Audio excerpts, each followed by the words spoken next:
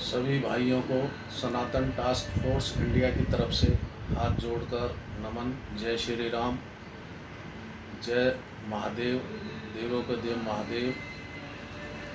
मैं भाइयों आपको एक बात बताना चाहता था। लगभग 15 दिन पहले, 14 दिन पहले मैंने एक वीडियो डाला था चांद मियाँ के ऊपर, तो उसका बहुत लोगों पर असर हुआ और लोगों ने मुझसे संपर्क करा और उन्होंने बताया, कुछ को तो ज्ञान ही नहीं था कि हमें ये चांद मियाँ है और इसको नहीं पूजना चाहिए, पाखंडी है। व उसके बाद कुछों को ज्ञान था, लेकिन उन्होंने कहा हम अपनी करनी पर बहुत शर्मिंदा हैं और हम लोगों को आगे भी जागरूक करेंगे कि इसकी पूजा ना करें और इसका बहिष्कार करें। पूजा करें, अपने आराध्यों की पूजा करें, पूजा करें हमारे देश के जो स्वतंत्रता सेनानी हैं, महान योद्धा थे, उनकी पूजा करें। तो मुझे इस बात की बहुत खुशी है कि मेरे कहने से काफ़ी लोगों ने उसमें अपनी रजामंदी दिखाई और चांद मियाँ के को त्यागने का उन्होंने फैसला किया, छोड़ने का।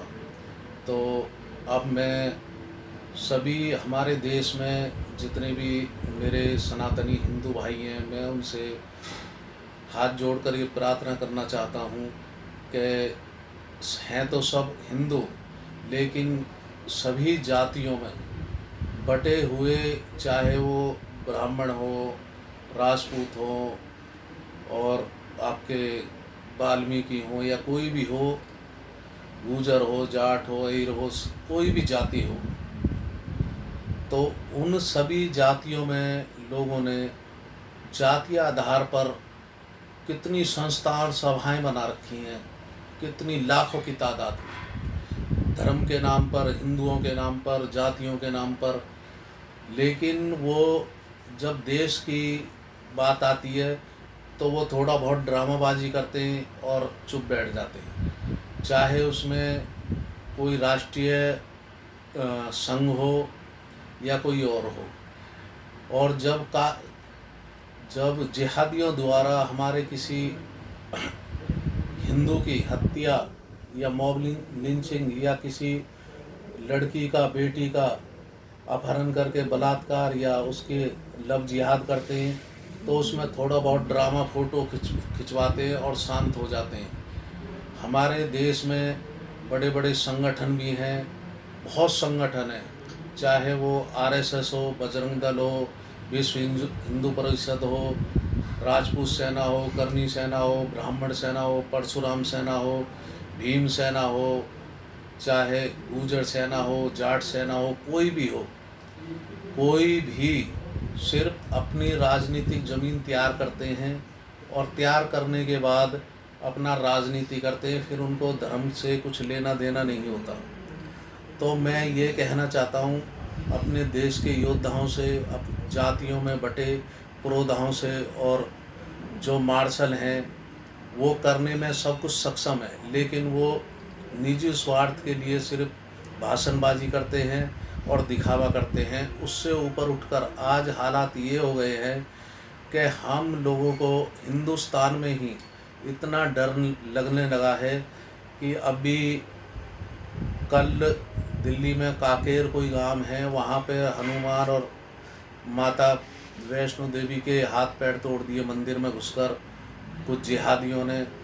बंगाल में हमारे एक इंस्पेक्टर को मस्जिद से में अनाउंस करके वो पकड़ने गए थे चोरों को, और इंस्पेक्टर साहब की मॉब लिंचिंग कर दी गई और उनको मौत के घाट उतार दिया गया। मैं लोगों से ये कहना चाहता हूँ कि ना अब हमें शासन और प्रशासन से उम्मीद ना रख के, शासन हो, प्रशासन हो, संविधान हो, किसी को भी उम्मीद नहीं रखते कि हम न्याय लेंगे, कब मिलेगा, नहीं मिलेगा, बाद का मैटर ख़त्म करके तुरंत ही एक ऐसा सिस्टम बनाना चाहिए जिससे हम उन्हें तुरंत सज़ा दे सकें। इसके लिए मैं सभी संगठनों के पुरोधाओं से एक बार फिर हाथ जोड़कर अपील करना चाहता हूँ कि वो अगर अपनी जाति से हटकर एक हिंदू अपने आप को कहलाएं, और कोई भी ऐसी लिंचिंग या कुछ भी होता है, किसी बहन बेटी के साथ लव जिहाद है या कोई और प्रॉब्लम है, जैसे दिल्ली हिंसा में मारे गए, रिंकू शर्मा मार दिया राम का नाम लेने पर, उनको तुरंत ही जवाब दिया। जैसे वो कानून को अपने हाथों से खिलाते हैं, वो समझते नहीं कुछ भी, तो उसी तरह हमें भी उनकी तरह ही बनकर ये काम करना पड़ेगा। क्योंकि मोहम्मद साहब ने सिर्फ दो या तीन बातें ही उनको सिखाई हैं, हिंसा, अय्याशी और कुर्बानी। बाकी तो उनकी आयतें हदीसें कितनी हैं हमें भी नहीं पता, लेकिन उन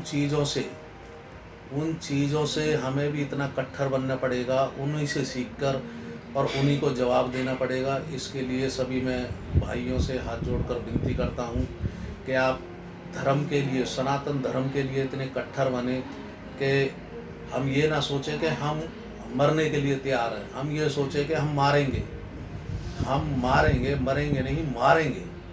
तभी हम इस देश में, हिंदुस्तान में जिहादियों का खात्मा कर सकते हैं। एक आपको मैं छोटी सी बात बताना चाहता हूँ कि मजहब सिखाता है आपस में बैर रखना।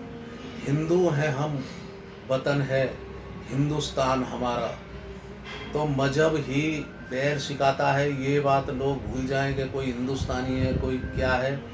ये जिहादी लोग हैं जो अपने मस्जिदों में जाकर हमारे खिलाफ साजिशें तैयार करते हैं, मॉब लिंचिंग के प्रोग्राम तैयार करते हैं और उन पर अमल करते हैं। अपने धर्म के प्रति इतने कट्टर हैं। अभी एक वाक़या हुआ है नरसिंहानंद सरस्वती महाराज का।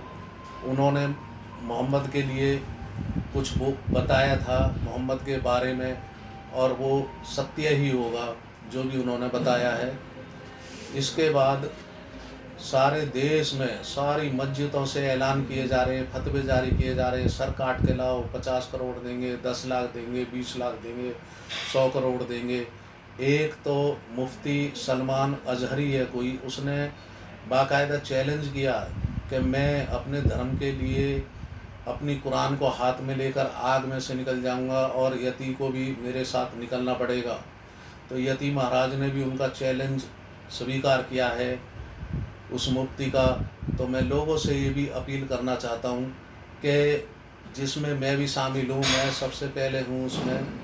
अगर मुफ्ती के साथ कोई और भी आना चाहे, जितनी संख्या में आना चाहें और आग में से गुजरना चाहें, तो उसके लिए मैं भी और मेरे साथ जो मेरी टीम है वो भी, और भी बहुत हिंदू हैं।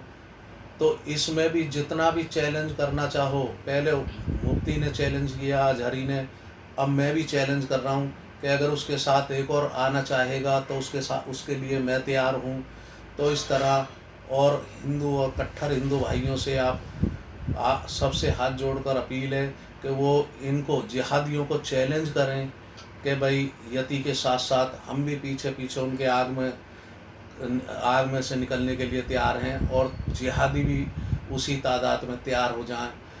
तो मैं अपनी बात को यहीं समाप्त करते हुए सभी हिंदू, सनातनी हिंदू भाइयों से फिर अपील करता हूँ कि जातियों की मुखियागिरी छोड़ें और धर्म के लिए कट्टरता दिखाते हुए आप इस काम को करें, और उनसे ज़्यादा तादाद में उनके चैलेंज स्वीकार करें, उनको चैलेंज दें जिहादियों को।